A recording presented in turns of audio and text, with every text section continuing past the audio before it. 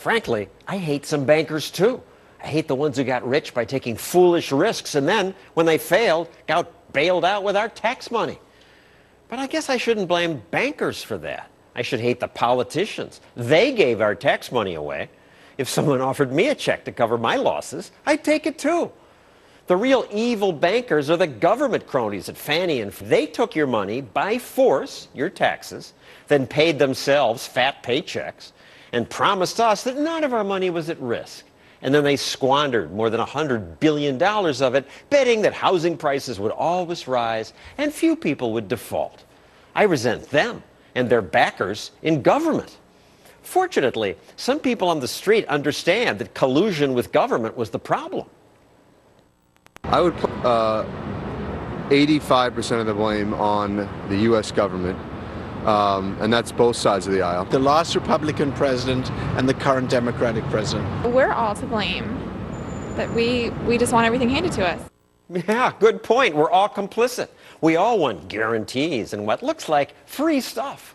But there is no free stuff. There's only wealth produced by the labor of workers and entrepreneurs, capitalists, driven by, well, you can call it greed. Lots of people do, with a sneer. The capitalist perspective that our country has is based on greed.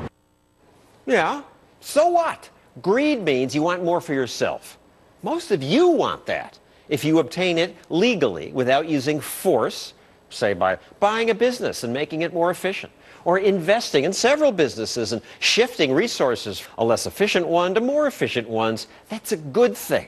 That's creative destruction that makes people richer. And that's what good private equity guys do. Yet Republican Governor Rick Perry called those who work for Bain Capital vulture capitalists, and Newt Gingrich supporters run ads like this. His mission? To reap massive rewards for himself and his investors. Mitt Romney, them guys, they don't care who I am. Their greed was only matched by their willingness to do anything to make millions in profits. Give me a break. I want investment bankers to direct money to where it's used more efficiently and therefore more profitably. Doing that does often mean some people lose their jobs. That's sad for them, but I say it's okay. Intuition tells us that it would be better if no one ever lost a job and that capital to close a business are evil.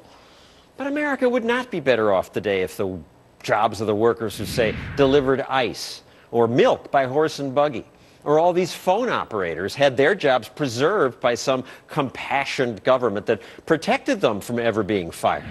America's richer today because they lost their jobs, because most found new jobs where their skills were put to better use.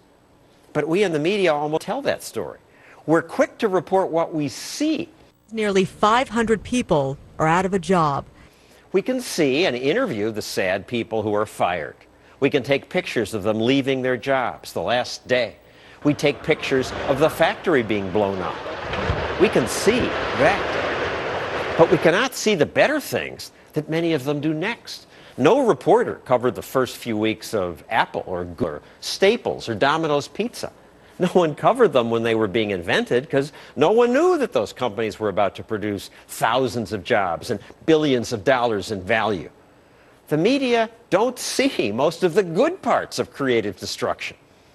And Staples and Domino's, by the way, were funded by Bain Capital. Not all bankers create wealth. Not all make good decisions. But if government doesn't get involved, those who don't, out of business. And those that fund good ideas grow, and the bakers sometimes get filthy rich. Fine. I don't mind, because that's good for everyone. That's our show. Thanks for watching. Good night.